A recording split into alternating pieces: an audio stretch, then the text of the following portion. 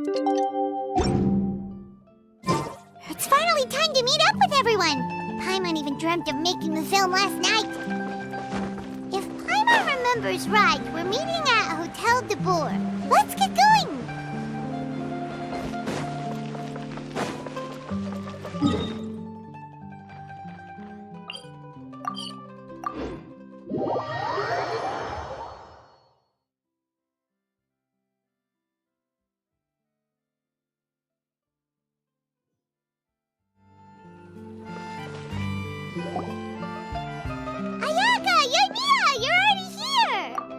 Good morning.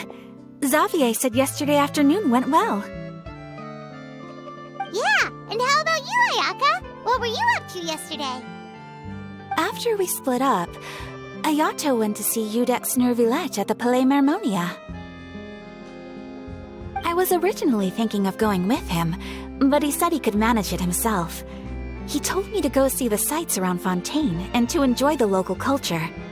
So I rode the aquabus with Yoimiya and visited the opera house on Aranias Island. Yeah, you wouldn't believe what we saw there! 2 mechanical puppets that were dancing together! You've already seen them, right? Yeah, those two! Amazing, aren't they? We sat and watched for quite a while. It was mesmerizing. Like we could keep watching them forever. Oh, it was the same for us the first time we saw them, too! Afterwards, we went swimming at the beach! Well, diving, to be exact. It was the first time I ever breathed underwater! I held Ayaka's hand and we counted down together. 3, 2, 1, and then splash! We were beneath the waves.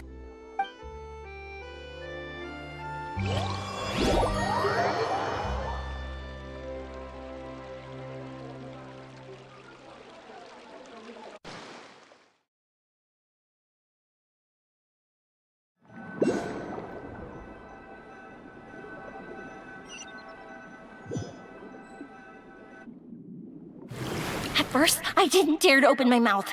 But once I couldn't hold my breath any longer, I decided to take a big breath in. Turns out the water wasn't as salty as I imagined. It didn't really taste like anything at all. Before I knew it, I was breathing like normal down there. It was an amazing feeling. Ayaka said I was too nervous and needed to loosen my grip. She got used to everything way faster than I did. I knew that the Traveler could do it, so I had no doubt we could do it too. That helped me feel at ease as soon as we dove in. The underwater world in Fontaine truly is beautiful. I love seeing the romaritime flowers blossoming underwater, like little candles lighting up the streets at night. Yeah, and there were so many creatures that we've never seen in Inazuma. Like those fish that shimmer like a sword blade. Whoosh! Oh, and those big fish that call when they see people. Ooh. Oh, you mean Hunter's Rays and Blubber Beasts! I just love the name Blubber Beast. Just wait till Pops and the others hear about this. They probably won't believe a word I say.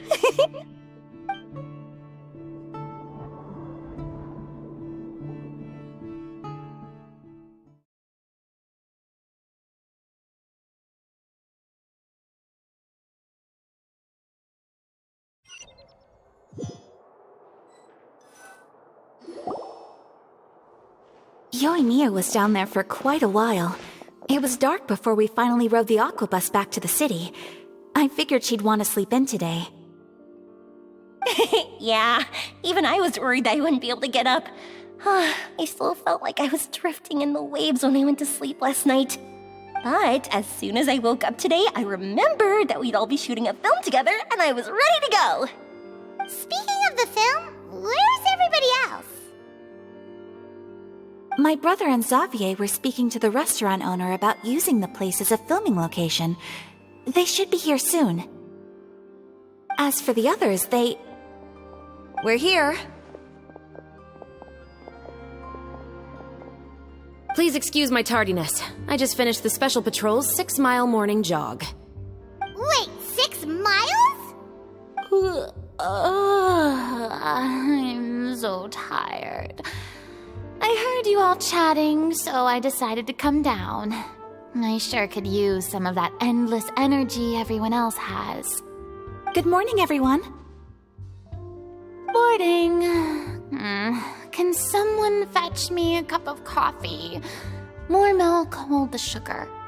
Sure, I'd be happy to do that for you. No, you can't go anywhere. Please, have a seat over here so I can get started on your makeup. The last thing I want is coffee stains on my costumes. I can get the coffee. It's the perfect job for an assistant.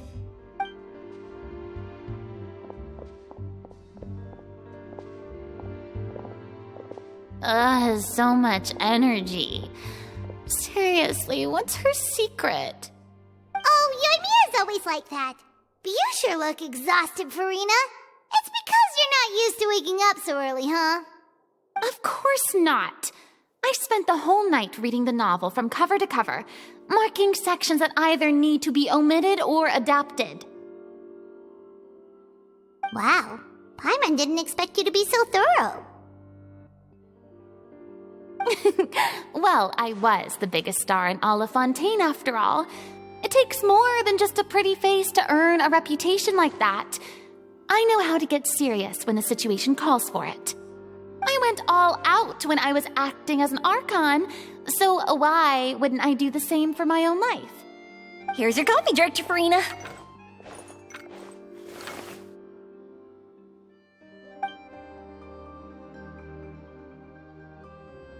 Oh, thank you. The sound of being called director and the aroma of coffee feels almost as refreshing as hearing the birds chirping in the morning. It seems everyone has managed to arrive on time. We've reached an agreement with the restaurant owner. We are free to use the second floor to shoot our film. Really? That's great! He is really looking forward to our film and hopes that providing his restaurant as a filming location will attract more customers. Well then, Mr. Xavier, I'll leave the rest to you. Okay, thanks. First, I'd like to introduce our new members. This is our prop manager, Veronique. She'll be in charge of all the film's props and items. And this is Bonneau, our lighting technician. He'll be in charge of lighting and illumination to set up each scene's atmosphere. Wow, sure feels like we have some real professionals joining the crew now. First of all, please allow me to first express my sincerest gratitude to everyone in the crew. When my investor informed me yesterday that he wouldn't be able to provide the funds, I really thought that this was the nail in the coffin for this film. I had no idea that I'd find so many people willing to help me on such short notice. Thank you. Thank you all from the bottom of my heart. No need to be so cordial, Mr. Xavier. We're all honored to be a part of this. Your works made a profound impression on me when I saw them back in Inazuma. I am sure that someday, this film will be remembered as a prime example of cultural exchange between Fontaine and Inazuma. Yes, the story is the reason I agreed to join. I can't bear to even imagine what this film would look like without the very best director. Anyway, I would like to make a promise to everyone that as the producer of this film, I'll do whatever I can to ensure that everything goes as smoothly as possible. This is not just my film. It also embodies the thoughts and feelings of every person here, as well as the endless effort we are about to pour into it. So, without further ado, the Two Musketeers will officially begin filming now! You may take it from here, Director Farina. All right. Listen up, everyone.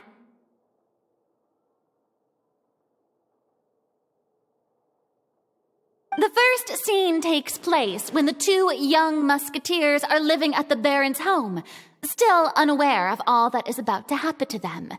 We'll need props and lighting to set the scene.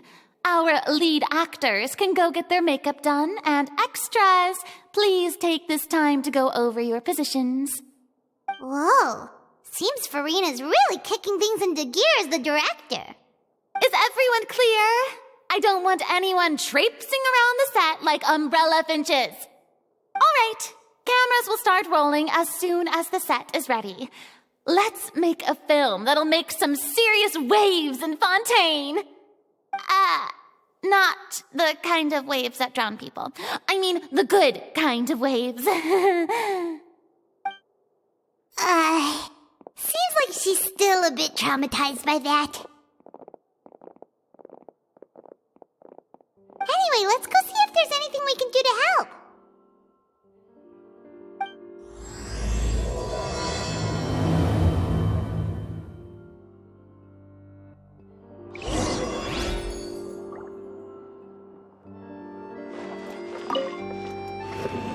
How about here? A little more to the left. You got it. Hey, Mia, do you need a hand? No, I'm fine. You know, doing the lighting is kind of like designing a fireworks show. It's interesting to imagine what kind of atmosphere the lights will create. I heard that the Traveler will be operating the camera and Paimon will be the clapper loader, right? Those roles are just perfect for the two of you. Really? Is that because it'll be easy for Paimon to hold the clapperboard while flying? Well, sure, there's that, but that's not exactly what I meant. I just think that after all your journeys together, you two must have developed a super close bond and just naturally know how to work with each other. If I'm not mistaken, the director will want the cameras rolling as soon as the clapperboard goes clack. Oh, I see! It's amazing to see the magic behind filmmaking. Yumiya, we need lights over there, too. Oh, on it! I've got to get back to work. Chat with you later. Oh, it's exciting to see so many people working together to bring the film to life.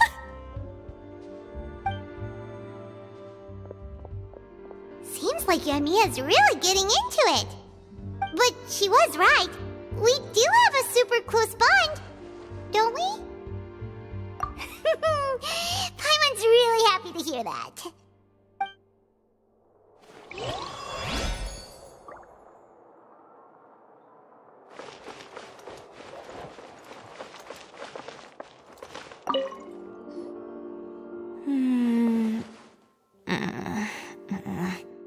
Ayaka has mentioned you to me before. She said that you two were great friends when you were kids. No talking. I'm thinking about how to do your eyeshadow. Ah, yes. To help me really look the part. To achieve a more young and naive look for this scene. Are you saying the wrinkles around my eyes are too deep? You just have too much of a calculating look in your eyes.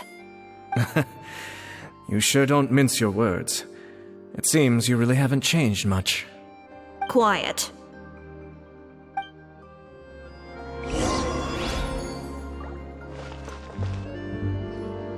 So, this is a real musket? No, it's just a prop weapon. Not bad. Have you seen a real musket before? Only in books and newspapers. I made this one based on the relative shape and proportions I saw in reference images. When we're filming, some special gunpowder will be applied around the muzzle, which will help create the flash and smoke effects of a real gun being fired.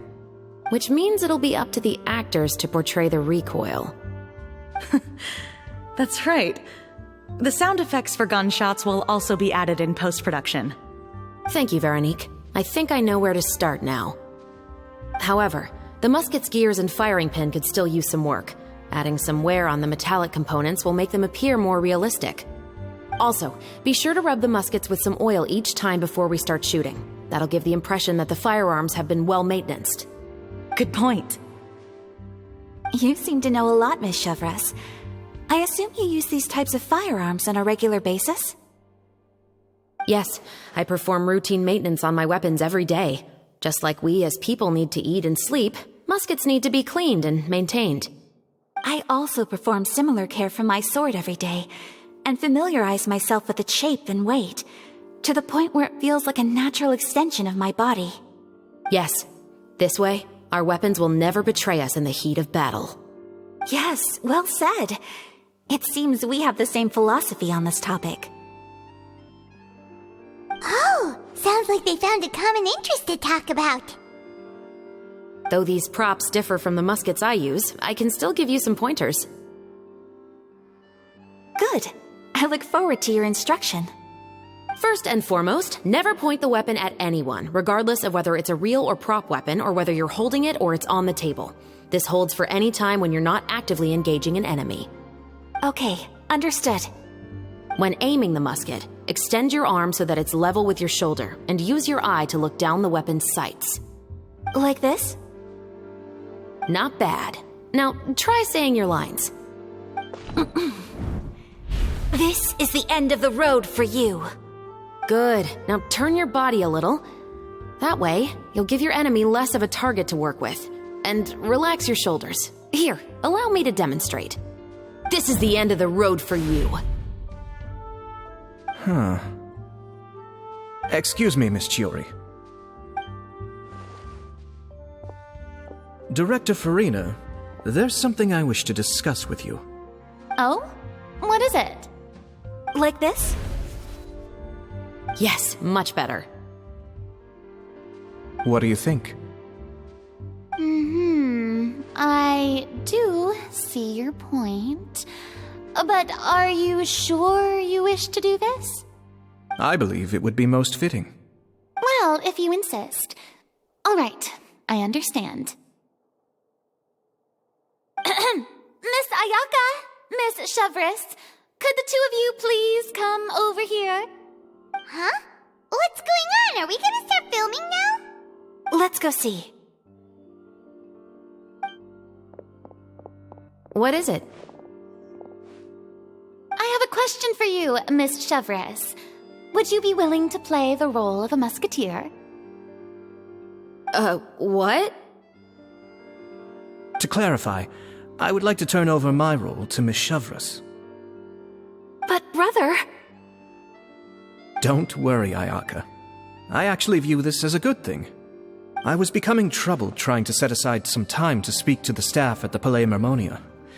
I would like to have some conversations about the cultural exchange between our two countries, and I've heard that the bureaucratic process here can get rather complicated. Now, I will be able to focus on my work. Besides, you also know that I'm not really one for public performances. Are you really sure? From a director's point of view, I also felt like the relationship between the two musketeers in the original story could be improved. The older brother in the story plays the lead role with his overbearing character, but this causes his character to overshadow that of his sister, and the theme of the two supporting and relying on each other isn't conveyed very well. But if we were to change the siblings to two sisters of a similar age, then that aspect of the story might come through more clearly. Also, I've seen you instructing Ayaka. That cold and dignified personality is exactly what we need for the older musketeer. Of course, even with all these insights, the decision should still be made by Miss Chevres. Chevres mentioned that she really likes the story, right? Paimon bets that she'll take the role. All right, I'll take the role.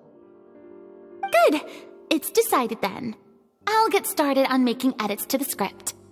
We'll also need to make some immediate adjustments to the lighting, props, and costumes. I have a feeling that our adaptation will be even better than the original story. You're doing a great favor for me, Miss Chevres. You have my gratitude. Don't mention it. I like this character, so if anything, I should be the one thanking you. Well, since my brother is the one who brought up the idea, I suppose there's no need to worry. Let's go, Miss Chevres. I look forward to working with you. Please, just call me Chevres.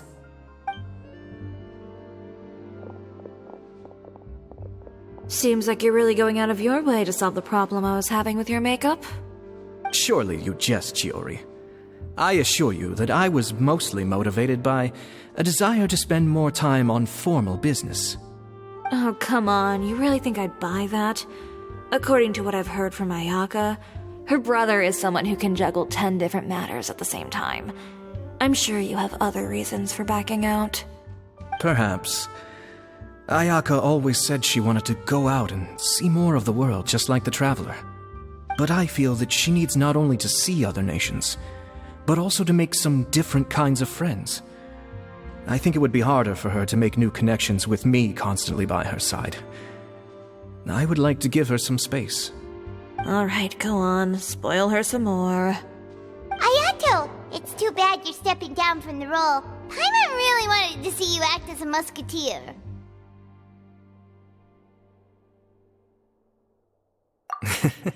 No need to poke fun at me. I'd wager that you also felt that I wasn't the best candidate for the role. It's a little hard for Paimon to imagine you saying those lines. Yes, I've made an appointment to meet some people from the Palais Mermonia. Now, I will have some more time to prepare. Traveler, get the camera ready. Paimon, get the clapperboard. Actors, to your positions. We're about to start shooting the first scene. Go on now. And please take good care of Ayaka. Yep, don't worry. Thank you. I look forward to seeing the film when it's finished.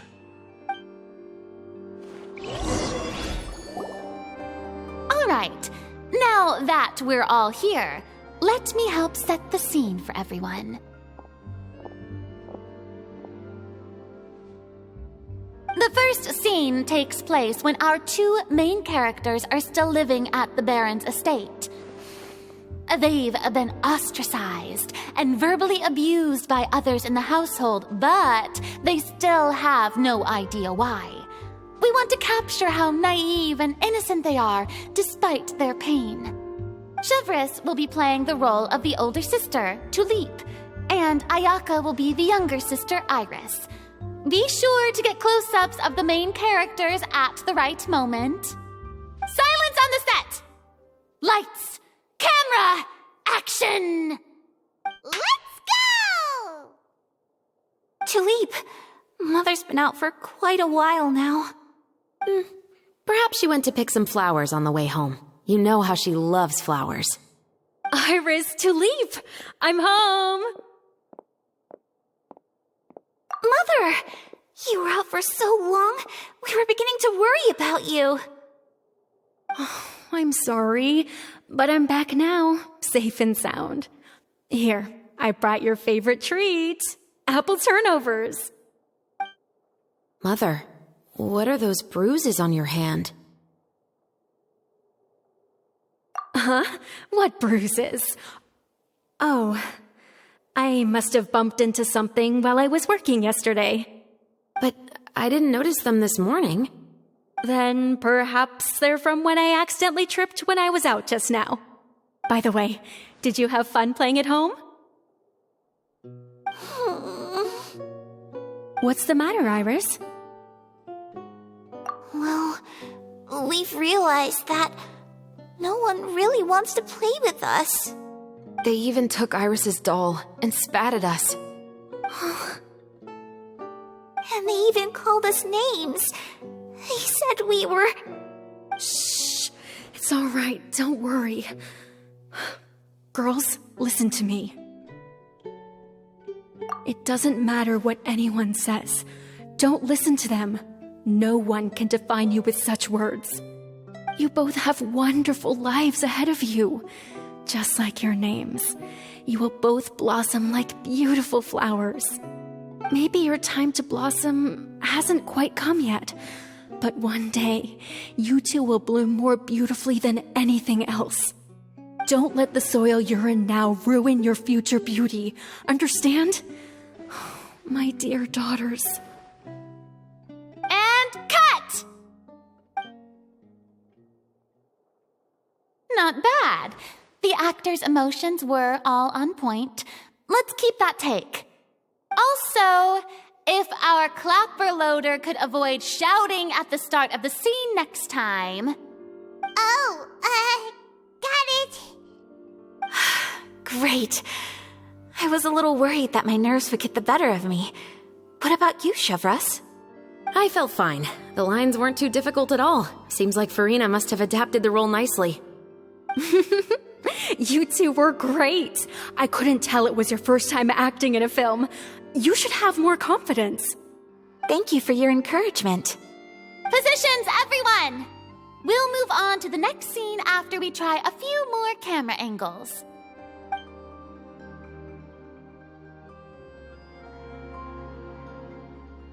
This scene is when our two characters return home, only to discover their mother has been murdered.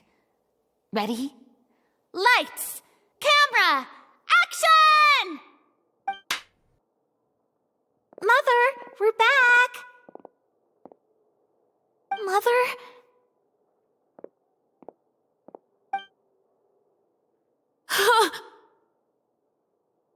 What's wrong, Tulip? Iris, stay away! Huh? Why? What's... Mother! Mother... She's... Huh? There's poison in this cup. Huh? I could have sworn I've seen this kind of cup before. Those aristocrats. They didn't even try to cover up their actions.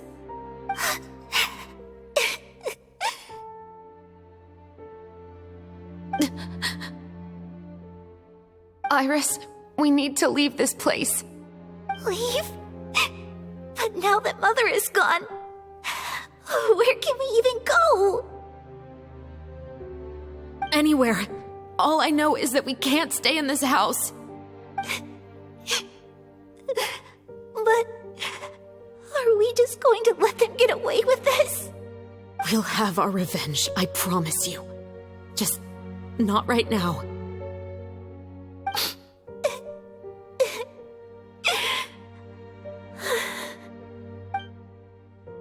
Come on, let's go. No, wait. We can't just leave Mother here like this. At least let me leave this rose with her. That's why we went out in the first place. To buy her this flower. All right. Goodbye, Mother. We'll avenge you. Someday. And cut! Beautiful! Great performance! Oh my, you're so amazing, Ayaka! And were those real tears I saw? How did you do it? I was surprised too. Thank you for the kind compliments. Actually, as soon as Director Farina said action, I told myself not to think about anything. I just felt the weight of the moment and became the character. It's quite similar to practicing the art of the sword. You clear your mind and focus only on what's happening in front of you. Ayaka's performance was amazing. Have I discovered an acting prodigy? Pipe down, everyone! We need to move on to the next scene!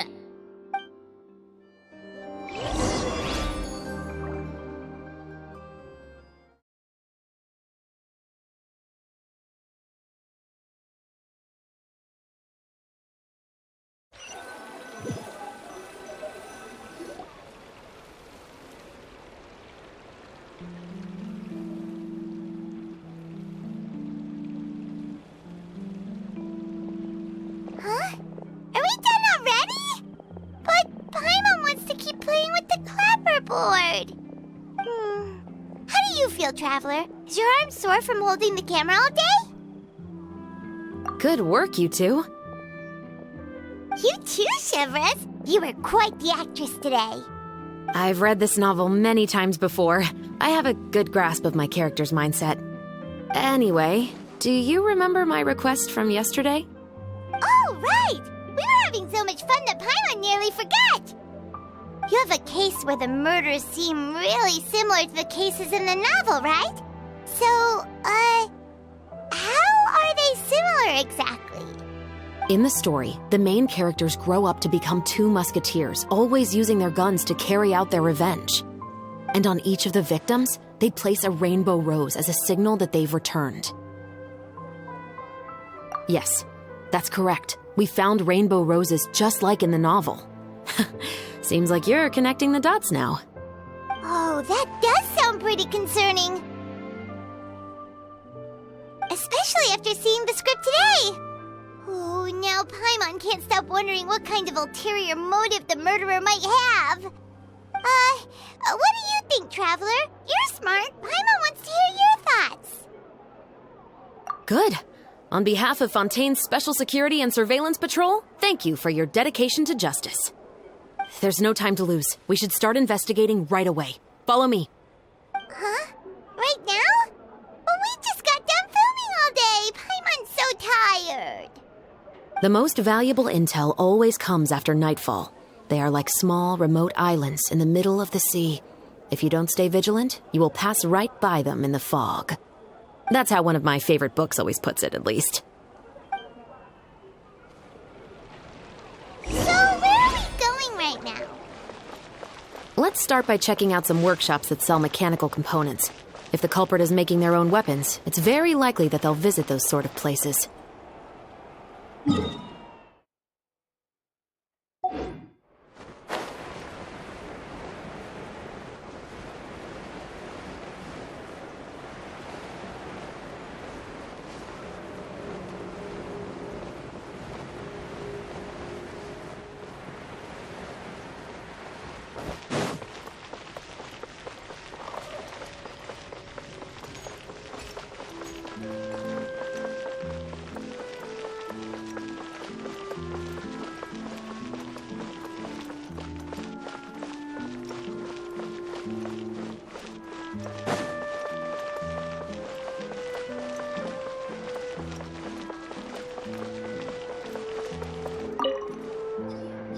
Welcome to LeChaux's Clockwork Workshop. How can I help you?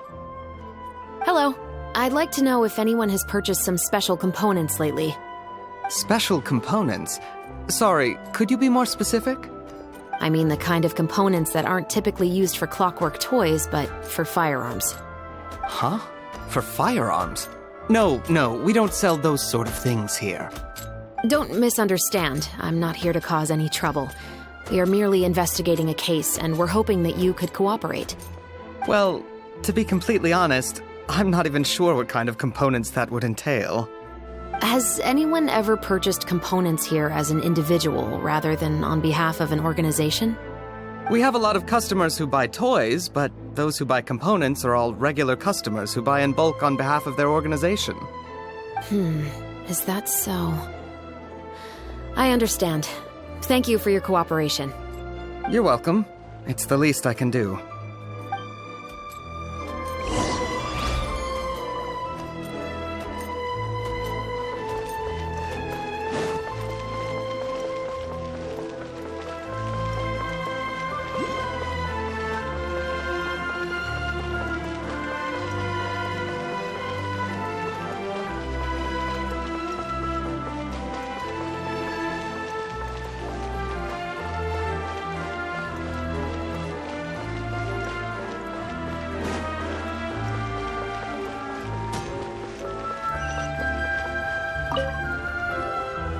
Oh, hey, Chevres.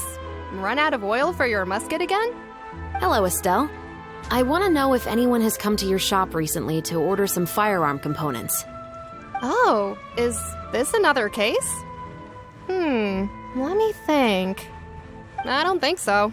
Some people have requested that I make some prop guns for the Fontinalia Film Festival, but I refused all of those requests. Oh? Why's that? Because there's no profit! I only make things here that can do some real heavy lifting. I don't have the energy to make some new molds just for the festival. Then has anybody come specifically looking for mechanical components? Well, I usually sell off my scrap to the Fleuve Cendre. I don't typically give them to one specific person. I understand. Thanks for your cooperation. Don't mention it. Always happy to have the Musketeers' patronage. Seems like we haven't found any leads to go off yet. Yeah, unfortunately. All right, let's head to Fliv Sandra next. Huh? Are you sure? People might not be so thrilled to see the captain of the special patrol there. You think so, huh? Then I guess you don't know. Huh? Know what? That I grew up in Fliv Sandra.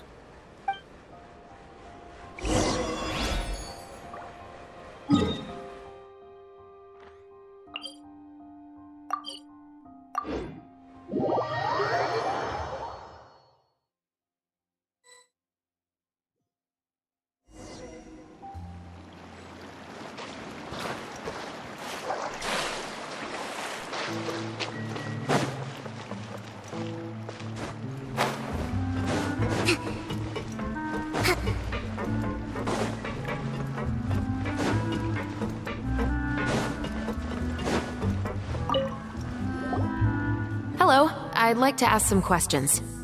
I don't know anything. Don't worry, I'm not here to arrest anybody. You say that now. It's the truth. Here, take this as my guarantee. Wait, did Paimon just see what she thinks she saw? Is the captain of the special patrol bribing a citizen? Seems you're different from the other guards. What do you want to know? Have you heard anything related to muskets in Fliv Sandra lately? Anything at all? Muskets, huh? All I know is that about 2 weeks ago, we started hearing some loud noises at night. So loud that it's been waking me up. Were they gunshots? Possibly. It's hard to tell around here. Someone's house collapsing, a pipe exploding somewhere, it's all the same. But the noises I'm talking about definitely happened after I fell asleep. Do you know where the noises were coming from? I don't remember clearly. Is it that you don't remember, or that you need to think about it some more? You tell me. Then please, think about it some more. She's giving her even more Mora! The noises came from the end of the Southern Waterway. I came out and had a look for myself when I wasn't sleeping well, but I didn't dare get too close. That's all I know. All right, I'll take your word for it. Thanks for the pâte de fruits.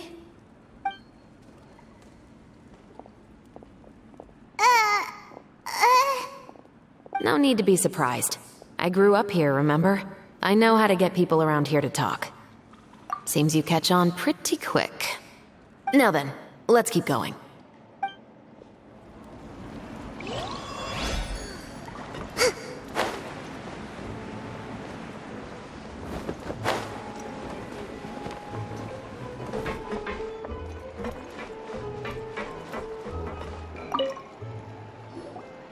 It's been a while, Tetro.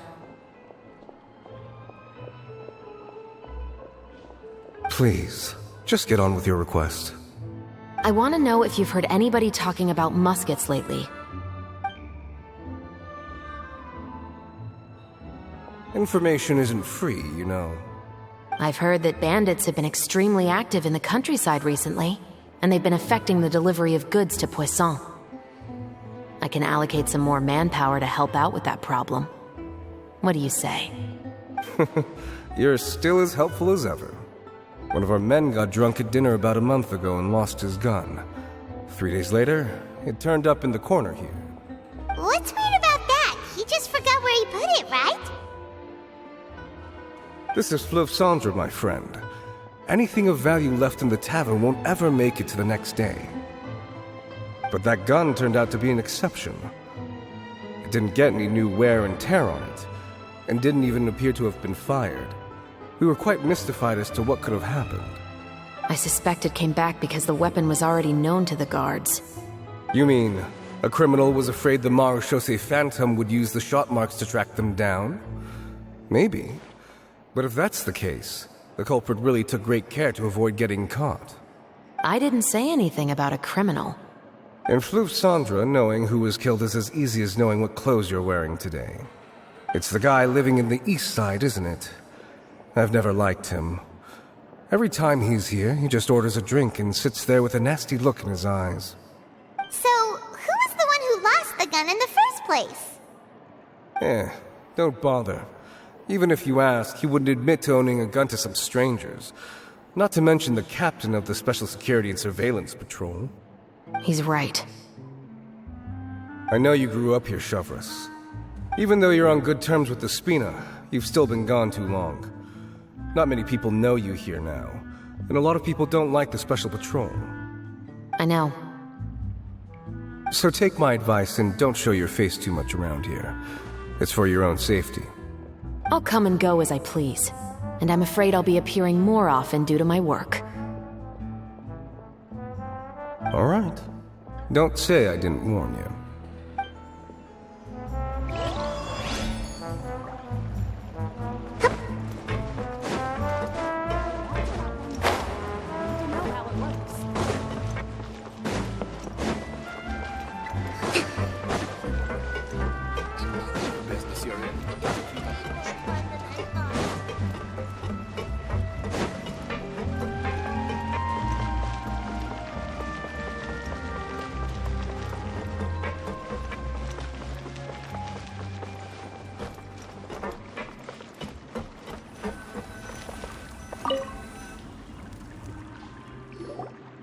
What's all this?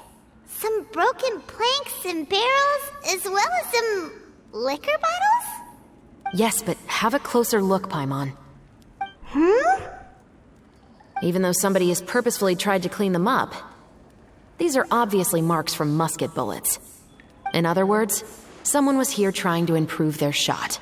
They were using the barrels and bottles for target practice. Could it have been the killer?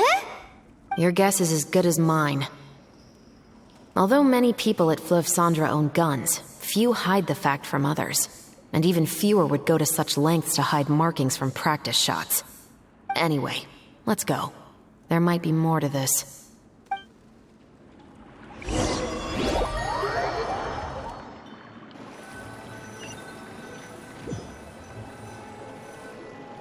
Seems like that's all we'll be able to uncover for today. Paimon feels like we managed to learn a lot more here than up on the surface. Yes. Assuming that everything we found is indeed connected to our suspect, then their timeline was probably something like this. A month ago, our suspect found a gun and took it home to disassemble it. Once he'd figured out its mechanics, he brought it back. In the following weeks, he used some parts to create his own makeshift musket, and took it to the Fleuve Cendres for target practice. Then, a few days ago, he found his target and carried out the murder. Once the deed was done, he left a rainbow rose on the body, just like the scene in the novel.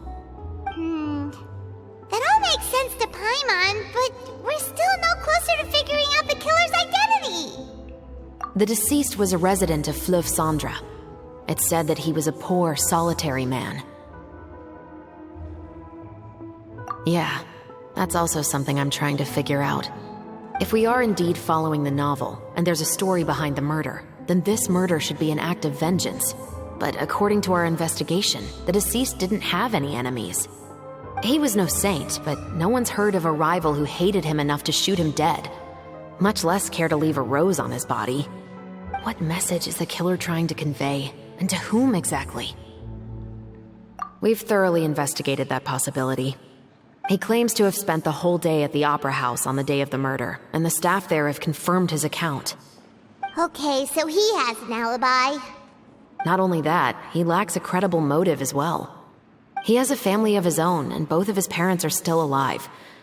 I've looked into his records. He was adopted at the age of 6, and all the proper procedures were followed. There are also records of him at an orphanage before then. In the story, the mother of the 2 musketeers was murdered after the children turned 10. Of course, he could have changed the children's ages, but I don't want to assume anything without evidence. More importantly, I've also had a chat with him in person. He didn't seem like the kind of person who would pull the trigger to kill a man. Then, what should we do now? We have all this new information, but it doesn't help us move forward. Investigations take time. I didn't expect us to catch the culprit in just a single day. How about this? Let's spend the next few days filming with the crew. We can continue the investigation once we're done with the film. I'm sure that given time, new leads will present themselves. Wait, but weren't you saying Intel is like small, remote islands in the middle of the sea just a moment ago? Wouldn't miss them if you were to stop looking? Ah, but the book had more than one reference to the islands, Paimon. Oh? What else did it say then? As long as you spend enough time sailing through the fog, you'll eventually come across an island.